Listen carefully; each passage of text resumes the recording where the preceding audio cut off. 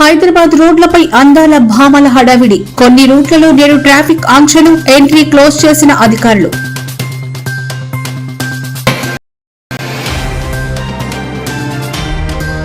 AP సర్కార్ మరో కీలక నిర్ణయం. విద్యా సంస్థల్లో నాన్ లోకల్ కోటాకు చెల్లు.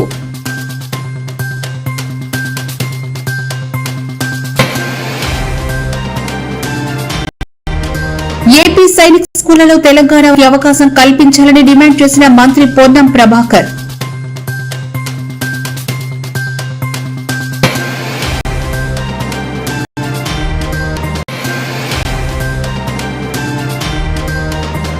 వీర జవాన్ మురళీ నాయక్ కుటుంబాన్ని పరామర్శించిన మాజీ సీఎం వైఎస్ జగన్. కుటుంబానికి 25 లక్షల ఆర్థిక సాయం అందించిన ఏపీ మాజీ సీఎం.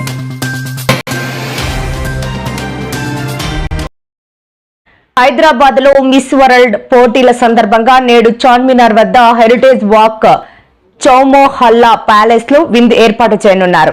ఈ నేపథ్యంలో నేడు మధ్యాహ్నం 2 నుండి రాత్రి 11 వరకు ట్రాఫిక్ ఆంక్షలు అమల్లో ఉంటాయని పోలీసులు వెల్లడించారు. మదీనా, చార్మినార్, షాలిబండా, ఓల్గా జంక్షన్, కిల్వత్ రోడ్లను పూర్తిగా మూసివేస్తున్నట్లు తెలిపారు. ప్రయాణికులు ప్రత్యామ్నాయ ఏర్పాట్లు చేసుకోవాలని పోలీసులు సూచించారు.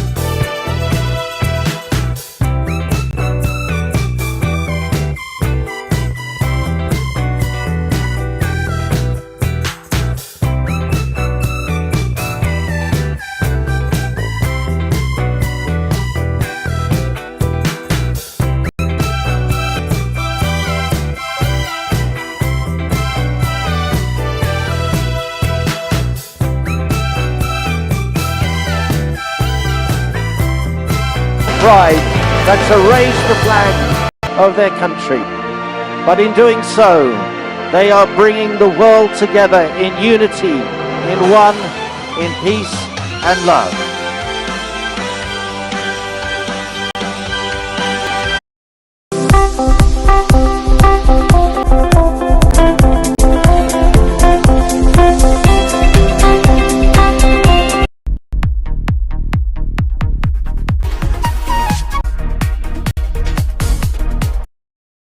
వృత్తి విద్య, డిగ్రీ, ఇంజనీరింగ్ వంటి ఉన్నత విద్యా కోర్సుల్లో ప్రవేశాలకు ఇప్పటి వరకు అమలవుతున్న 15% స్థానికేతర నాన్ లోకల్ జనరల్ కోటా సీట్ల విషయంలో ప్రభుత్వం కీలక ఆదేశాలు జారీ చేసింది. ఇప్పటి వరకు నాన్ లోకల్ కోటా కింద 15% సీట్లలో తెలంగాణకు చెందిన వారికి అవకాశం కల్పిస్తుండగా ఇక నుంచి పూర్తిగా ఏపీ వారికే కేటాయించనున్నారు. రాష్ట్ర విభజన జరిగి 10 ఏళ్లు పూర్తయిన నేపథ్యంలో ఉన్నత విద్యా, వృత్తి విద్యా కోర్సుల్లో ప్రవేశాలు వేరువేరుగా 3 ఉత్తర్వులు జారీ చేశారు.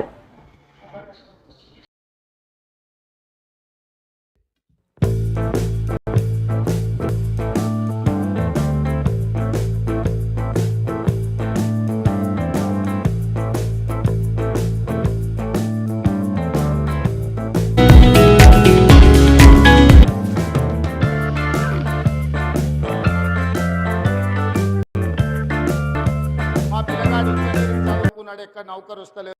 పేదోళ్ళు వచ్చి, అయ్యా మా పిల్లగాడు ఇంజనీరింగ్ చదువుకున్నాడు, ఎక్కడ నౌకరు వస్తలేదు, నువ్వు ముఖ్యమంత్రిగా సారు ఏదైనా కంపెనీకి ఫోన్ చేస్తే నౌకరు వస్తుంది మా పిల్లగానికి అని. వాడిని పిలిచి ఎంత కావాలరా శాలరీ అని అంటే 15,000 వచ్చినా చాలు సార్, ఇప్పుడైతే ట్రైనింగ్ అయితే చేరుతా అంటారు. కానీ మా ఇల్లు కట్టుకోనికే మేస్త్రిని పిలిచి నెలకి ఎంత తీసుకుంటావా అంటే 60,000 ఇస్తే వస్తా సార్, లేకపోతే రానన్నాడు. నేను ఎన్నో రోజుల నుంచి వర్క్ ఫ్రం హోమ్, ఇంటి దగ్గర కూర్చొని పనిచేసే విధానానికి శ్రీకారం చుట్టాలని మాట్లాడుతున్నాను. ఎన్నికల్లో కూడా దాన్ని ఒక నినాదంగా తీసుకొని నేను చెప్పాను. ఒకప్పుడు నేను ఇన్ఫర్మేషన్ టెక్నాలజీని ప్రమోట్ చేశాను దగ్గర 30 సంవత్సరాల కంటే ముందు. అప్పుడు ఎవరికి ఐటీ అంటే తెలియదు, పెద్దగా డెవలప్ కాలేదు. ఆ రోజు బిల్ గేట్స్ ఏం చేశారంటే అమెరికా నుంచి ఇంటర్నెట్ ని ఇన్నోవేట్ చేశాడు. ఆ ఇంటర్నెట్ వచ్చిన తర్వాత ప్రపంచమంతా ఒక కుగ్రామంగా తయారైపోయింది. అంత మునుపు అమెరికాలో ఏమైనా అడిగితే మనకు తెలియాలంటే 4 రోజులు పట్టేది. కానీ ఎప్పుడైతే ఇంటర్నెట్ వచ్చిందో, టెక్నాలజీలో పెద్ద బ్రేక్ త్రూ వచ్చింది, ఇన్ఫర్మేషన్ టెక్నాలజీకి భవిష్యత్తు ఉందనే ఉద్దేశంతో నేను ఆ రోజు నుంచే శ్రద్ధ పెట్టాను. ఎవరికి అర్థం కాలేదు బిగినింగ్ లో. ఆ రోజు ఒక హైటెక్ సిటీ కట్టాలంటే చాలా శ్రమ పడ్డాను, అనేక మీటింగ్లు పెట్టాను. ఇప్పుడు ఏ విధంగా అయితే ఐటీ ప్రొఫెషనల్స్ అంతా పనిచేస్తున్నారో వీళ్ళందరూ ఐడియాస్ తీసుకున్నట్టు 4-5 మీటింగ్లు పెట్టి ఏం చేస్తే బాగుంటుంది అనుకుంటే ముందు హైటెక్ టవర్ కట్టాం. ఆ హైటెక్ టవర్ కట్టిన తర్వాత ఇలాంటి పిల్లలందరూ చూసిన తర్వాత మేం కూడా ఐటీ చదువుకోవాలి, ఐటీ ఉద్యోగం చేయాలనే ఆశ పుట్టింది. దానిపైన నేను అమెరికాకి వెళ్లి అనేక కంపెనీలకు అందరికి చెప్పి 15 రోజులు ఫైల్స్ మోసుకొని అమెరికాలో అన్ని కంపెనీలకు వెళ్లి ఇండియాకి రండి, మా కుర్రాళ్ళు ఉన్నారు, బ్రహ్మాండంగా పనిచేస్తారని చెప్పి ప్రమోట్ చేశాను. అప్పుడు ఆలోచించాను, ఉద్యోగాలు వస్తున్నాయి, దీనికి కావాల్సింది ఇంజనీరింగ్ కాలేజీలు కావాలి, ఐటీ ఎడ్యుకేషన్ కావాలని చెప్పి ఉద్దేశంతో ఆ రోజు 30 ఇంజనీరింగ్ కాలేజీలు 9 ఏళ్లలో 300 ఇంజనీరింగ్ కాలేజీలు చేశాం. ఏ రెవెన్యూ డివిజన్ పైన ఒక ఇంజనీరింగ్ కాలేజీ కనపడేది, ఇప్పుడు ఏ కాన్స్టిట్యున్సీ హెడ్ క్వార్టర్ పైన ఒక ఇంజనీరింగ్ కాలేజీ కనపడొస్తుంది. బీఆర్ఎస్ ఎమ్మెల్సీ కవిత సీఎం అవుతారని ఎరుకల నాంచారమ్మ సోది జోస్యం ప్రస్తుతం సోషల్ మీడియాలో వైరల్ గా మారింది. సొంత పార్టీ నేతల దుష్ప్రచారంపై ఆమె ఆగ్రహం వ్యక్తం చేసిన వేళ ఈ జోస్యంపై భిన్నాభిప్రాయాలు వ్యక్తమవుతున్నాయి. కాంగ్రెస్ నేత రామ్మోహన్ రెడ్డి ఈ జోస్యాన్ని ప్రచార స్టంట్ అని విమర్శించారు. కవిత తాను సీఎం కావాలనే ఆకాంక్షను పరోక్షంగా బయటపెట్టారని ఆరోపించారు.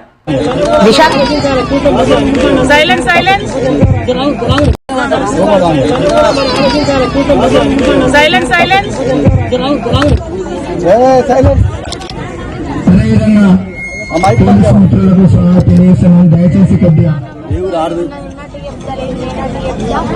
చెప్తే జరగబోయే చెప్తే జరిగే చెప్తా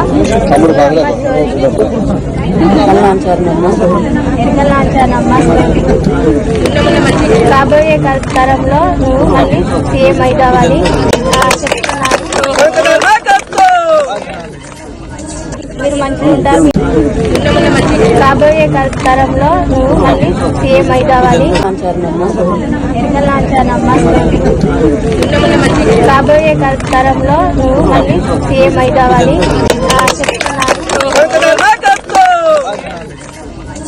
మీరు మంచిగా ఉంటారు, మీ ఆరోగ్యం మంచిగా ఉంటుంది. డాడీ కూడా తెలంగాణ బాగుంటుందా? Thank you. జై తెలంగాణ. మనం చేసినాం, మళ్ళీ కూడా చేద్దాం. ఓకేనా? విశాఖపట్నం ప్రజలకు శుభవార్త. విమ్స్ ఆసుపత్రిలో మోకాళ్ల నొప్పులకు రూపాయి ఖర్చు లేకుండా అత్యాధునిక ప్లాస్మా చికిత్స ఉచితంగా అందిస్తున్నారు. ప్రైవేట్ ఆసుపత్రుల్లో వేలల్లో ఖర్చయ్యే ఈ చికిత్సను విమ్స్ లో ఉచితంగా పొందవచ్చు. ప్లాస్మా థెరపీ ద్వారా నొప్పులను తగ్గించుకోవచ్చు. కేజీహెచ్ కి దూరంగా ఉన్న వారికి విమ్స్ ఎంతగానో ఉపయోగపడుతుంది. ఈ సదుపాయాన్ని విశాఖ ప్రజలు సద్వినియోగం చేసుకోవాలని విమ్స్ వైద్యులు కోరుతున్నారు.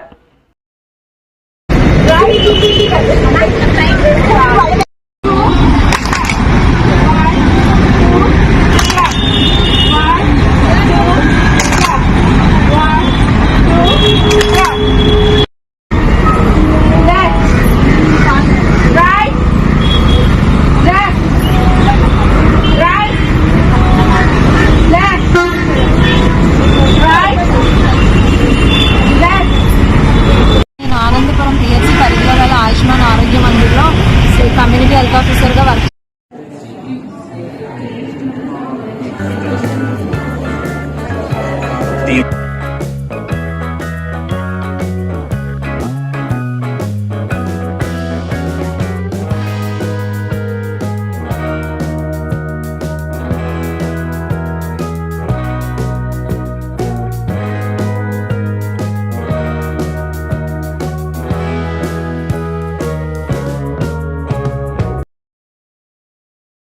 హైదరాబాద్ నుంచి వివిధ ప్రాంతాలకు ట్రైన్ ప్రయాణాలు చేసే వారికి తీపి కబురు. నగరంలో కొత్తగా మరో 2 రైల్వే స్టేషన్లు అందుబాటులోకి రానున్నాయి. చెల్లాపల్లి బొల్లారం మార్గంలో ఆర్కే నగర్, దయానంద్ నగర్ స్టేషన్లు త్వరలోనే ప్రారంభం కానున్నాయి. అమృత్ భారత్ పథకం కింద అభివృద్ధి జరుగుతోంది. ఇక్కడి నుంచే కొత్త ట్రైన్లు నడపాలని ప్రయాణికులు కోరుతున్నారు.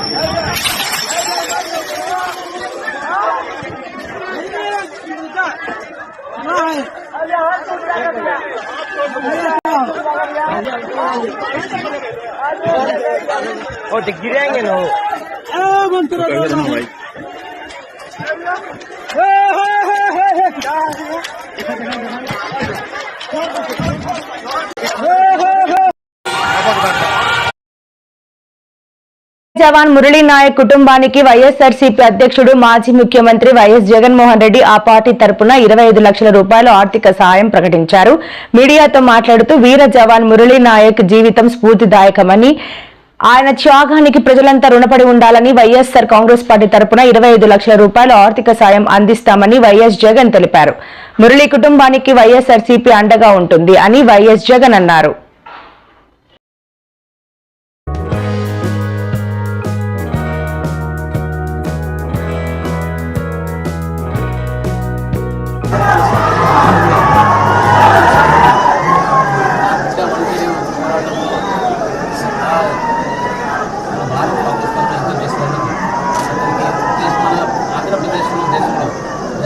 ప్రతి జిల్లా ప్రతి మండలంలో తమ పూర్తి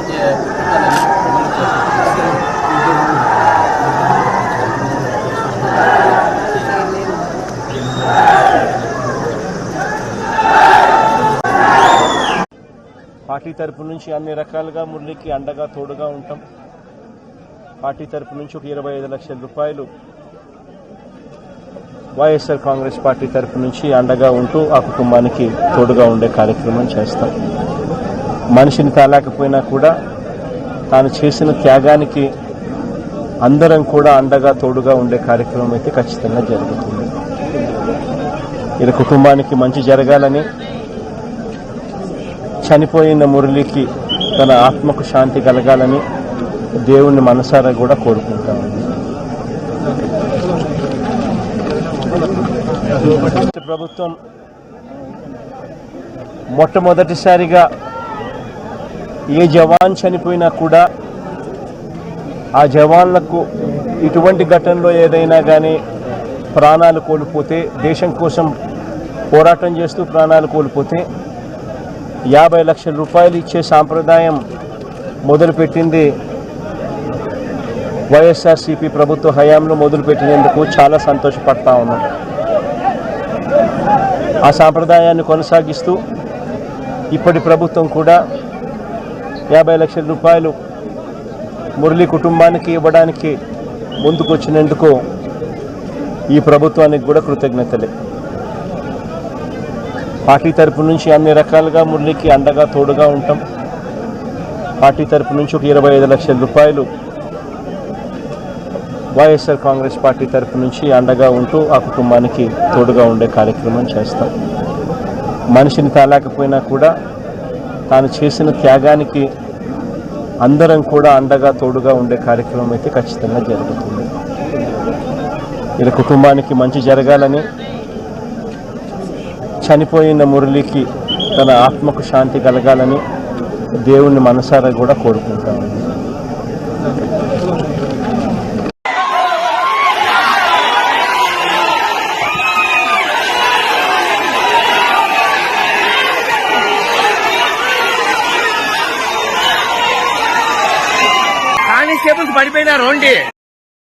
తెలంగాణలో రాబోయేది బీఆర్ఎస్ ప్రభుత్వమే అని మాజీ మంత్రి బీఆర్ఎస్ వర్కింగ్ ప్రెసిడెంట్ కేటీఆర్ అన్నారు. ముషీరాబాద్ కు చెందిన బీఆర్ఎస్ సీనియర్ నాయకుడు ఎంఎస్ శ్రీనివాసరావు కేటీఆర్ ను కలిసి ముషీరాబాద్ నియోజకవర్గంలో చేపడుతున్న పార్టీ కార్యక్రమాలు, ప్రజా సమస్యలు వెల్లడించారు. ఈ సందర్భంగా కేటీఆర్ మాట్లాడారు.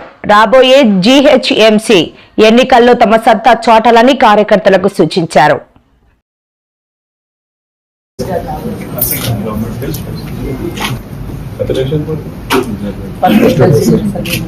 కాదు పెద్ద హీరో అయిపోయినాం మొన్న సార్. మాట సార్, మీ మొత్తం మెదక్ కాన్స్టిట్యున్సీలు ఎవరు కూడా అంత ధైర్యంగా మాట్లాడాలా సార్? నువ్వు మాట్లాడినావు, ఎమ్మెల్యే మాట్లాడినా, పంకిమాల్లో మాట్లాడలేదు సార్. నువ్వు చేసేది తప్పు కానే కాదు. మన నాయకుడిని, మన బాపును మనం ఎవడన్నా మాట్లాడితే మాట పడవు, అంతే కదా? నువ్వు చేసేది తప్పు కాదు, కాకపోతే నీకు జరిగింది తప్పు. వాడు కొట్టుడు, ఇష్టం వచ్చినట్టు చేసుడు మరి ఉంటుంది సార్. వాళ్ళ బల్పట్లు ఉంది సార్.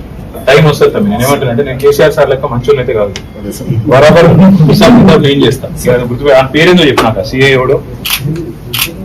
థ్యాంక్ యూ బిడ్డ, నువ్వు జరిగిన దానికి మా తరఫున సారీ.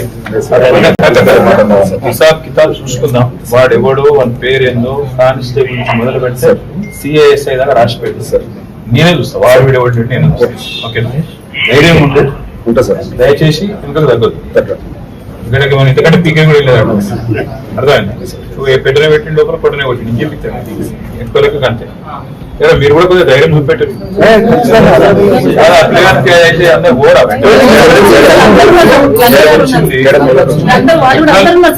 ఎక్కాల్సిన స్థాయిలో రోడ్డుకి అయితే మీరు ఎక్కలేదు. మీరు ఏమన్నా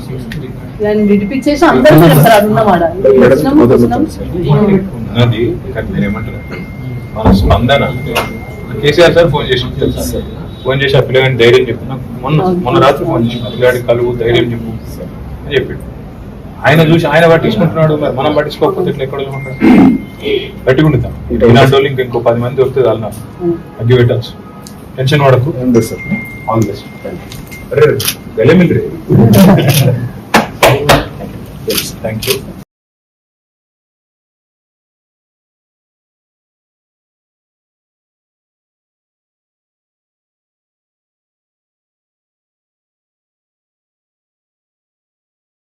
తీవ్రమైన వేసవి తాపంతో అల్లాడుతున్న దేశ ప్రజలకు ఐఎండీ చల్లటి శుభవార్త అందించింది. దేశ వ్యవసాయానికి, ఆర్థిక వ్యవస్థకు జీవనాధారమైన నైరుతి రుతుపవనాలు చురుగ్గా కదులుతూ అంచనాల కంటే ముందుగానే దేశంలోకి ప్రవేశించాయి. రుతుపవనాల ప్రభావంతో నికోబార్ దీవుల్లో 2 రోజులుగా విస్తారంగా వర్షాలు కురుస్తున్నాయని వాతావరణ శాఖ తెలిపింది. ఈ ఏడాది దేశవ్యాప్తంగా సాధారణం కంటే ఎక్కువ వర్షపాతం నమోదవుతుందని వాతావరణ శాఖ అంచనా వేస్తుండటం ఊరటిచ్చే అంశం.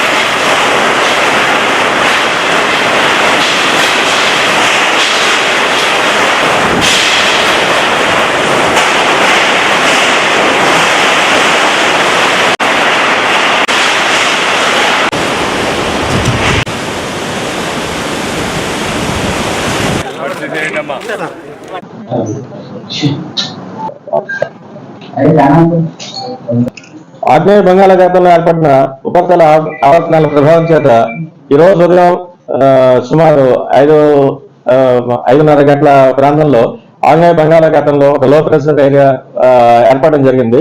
అది క్రమేపీ వెస్ట్ నార్త్ వెస్ట్ వర్డ్ అంటే పశ్చిమ వాయు దిశగా వెళ్తూ రేపటి రోజుకి మరింతగా బలపడేది తీవ్ర అల్పపీడనంగా మారే అవకాశం ఉన్నట్టుగా మనకి ఫోర్కాస్ట్ ఇస్తున్నాం.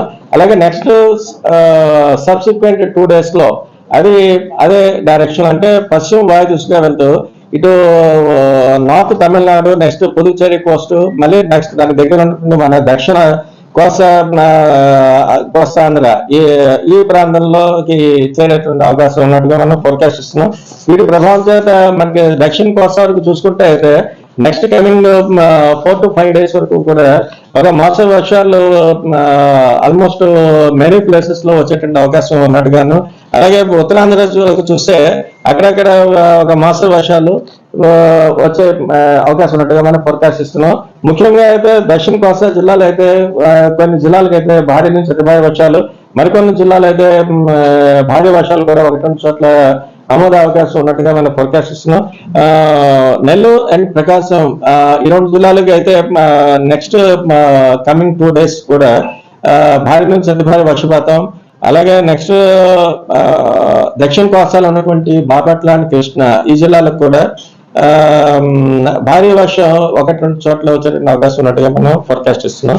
అలాగే ఇప్పుడు ఉన్నటువంటి ఈ లో ప్రెషర్ సిస్టమ్ దృష్ట్యా దక్షిణ కోస్తా తీరం వెంబడి కూడా బలమైన ఈదురుగాలులు అయితే కంటిన్యూ అవుతున్నాయి.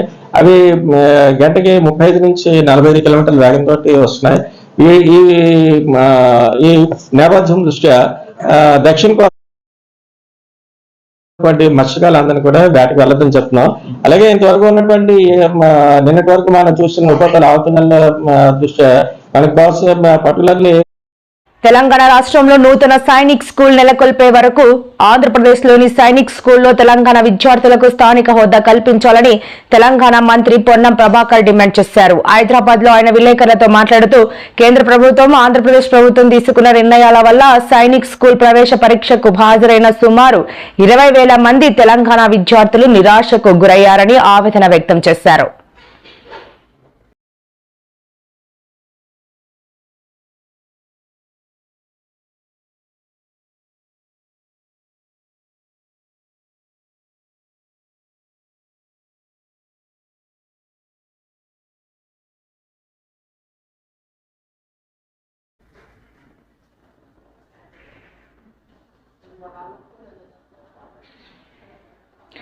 పల్నాడు జిల్లా వెనుకొండ మండలం శివాపురం వద్ద ఘోర రోడ్డు ప్రమాదం సంభవించింది. ట్రక్కు, లారీ ఢీకొన్న ఘటనలో 4 వ్యవసాయ కూలీలు దుర్మరణం పాలయ్యారు.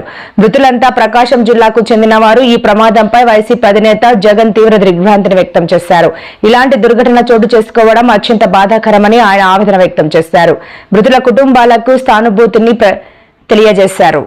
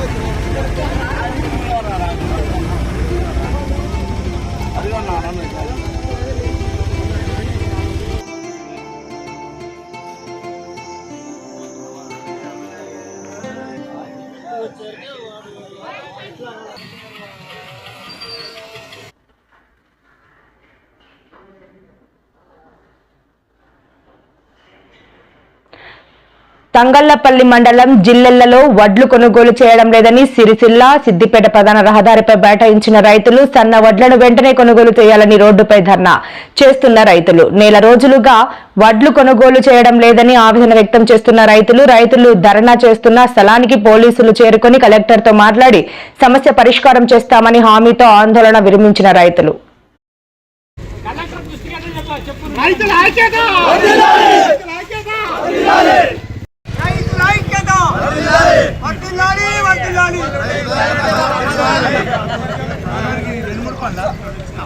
వడ్లు వెంటనే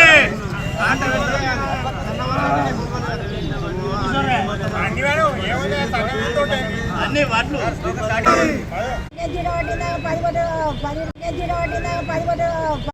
అన్న వడ్లను వెంటనే